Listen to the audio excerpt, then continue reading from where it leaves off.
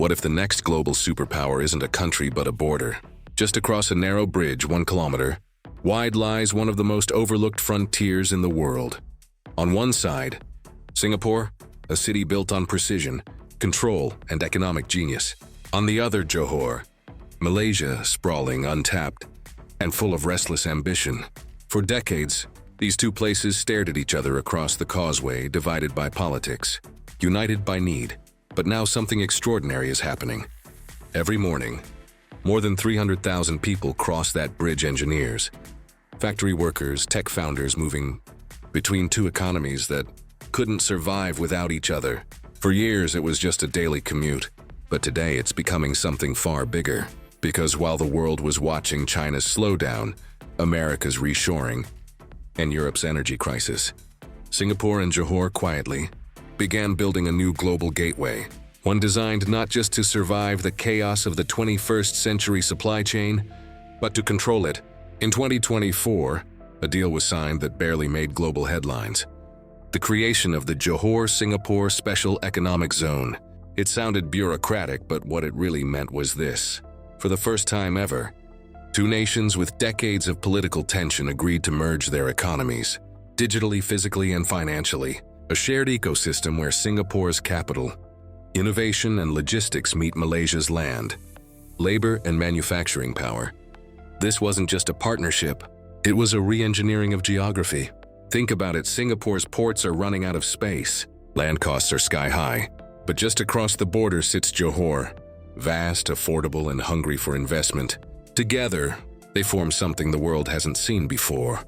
A binational industrial brain. A living network capable of rerouting global trade if Asia's main arteries ever collapse. And make no mistake, the stakes are enormous. As US and China battle for supply chain dominance, this small strip of land is quietly positioning itself as the plan B of global trade. If Shenzhen slows, if the Red Sea blocks, if Taiwan falls, the Johor-Singapore belt could be the one place still open, still efficient, still neutral enough to keep the world's goods moving. But behind the calm press conferences and diplomatic smiles lies a quiet race, a race to define who really controls this new gateway.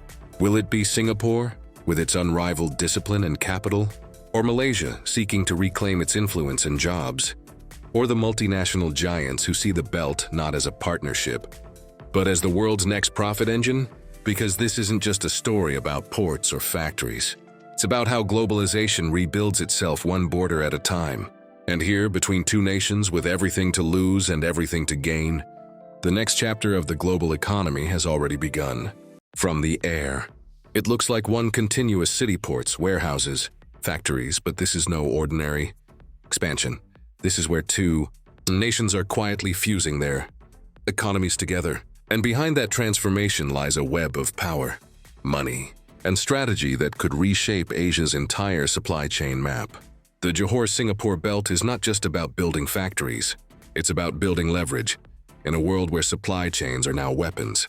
The US and China have been decoupling for years, forcing companies to find safer, neutral ground. Singapore, with its reputation for stability, became the perfect anchor. Johor, with its land and workforce, became the muscle. Together, they form a hybrid economy, the brain and the body of a new manufacturing era.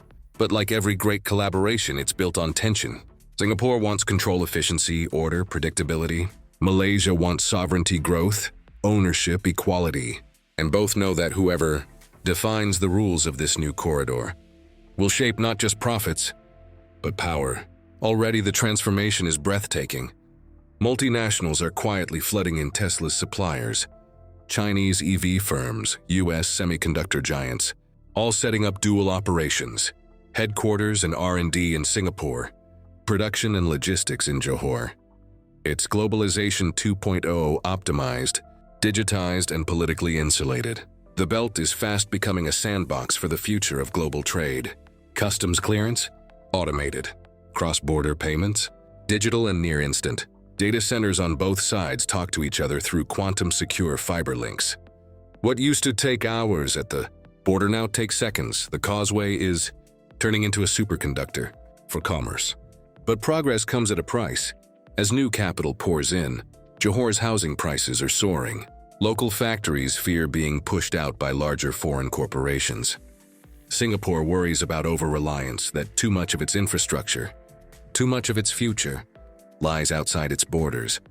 And then there's the geopolitical shadow. Both the US and China are watching closely, each quietly maneuvering to influence how this corridor evolves. Because here's the uncomfortable truth: every port, every road, every fiber cable carries allegiance. Singapore prides itself on neutrality. But in a world where chips, energy, and logistics define power, neutrality is expensive, and the Johor Singapore belt is becoming too strategic for anyone to ignore. At the midpoint of this story, the true stakes finally come into focus. This project isn't just about trade. It's about strategic insurance, a backup system for a fragile world. Shipping through China slows if regional conflicts choke sea lanes. This belt could keep the global economy breathing. It's the fail-safe of globalization built in the shadows of a border that once symbolized division. But the closer the two sides become, the more fragile the balance grows. Who gets to write the rules? Who owns the data that flows between borders? Every great transformation begins quietly. The Johor-Singapore belt isn't built on grand speeches, it's built on small, strategic moves that add up to a global shift. Over the last few years, new factories have risen from what used to be empty land. Semiconductor hubs, electric vehicle assembly lines, and AI-driven logistics centers, all part of a network so integrated you can move a chip from Johor to Singapore in less time than it takes to brew coffee. But behind the glittering efficiency lies something deeper. Geopolitical balancing act. Singapore knows it must grow without losing control. Malaysia knows it must open up without being overshadowed. And both understand the truth. Independence in the 21st century doesn't mean isolation, it means interdependence. As China and the US pull supply chains in opposite directions, Southeast Asia is becoming the buffer zone, the neutral bridge that keeps trade flowing when politics fails. The Johor-Singapore belt is the physical manifestation of that strategy, a living corridor where resilience meets design. But this is more than economics. It's a human story. Thousands of Malaysian workers now find better jobs without leaving home. Singaporean entrepreneurs gain access to larger manufacturing bases. Families, once separated by opportunity, are now connected by collaboration. Still, not everyone wins equally.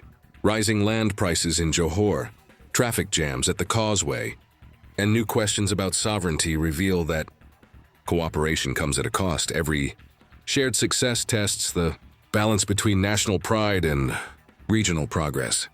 Yet despite the frictions, something irreversible has begun. Investors from Japan, Germany, and the US are pouring billions into this corridor. Ports are expanding, digital customs are being unified, and new railways are being planned to link the entire zone from Tuas to Iskandar. From Johor port to the world, the Johor-Singapore belt is no longer an experiment. It's a blueprint for how small nations can rewrite the rules of global trade without waiting for superpowers to agree.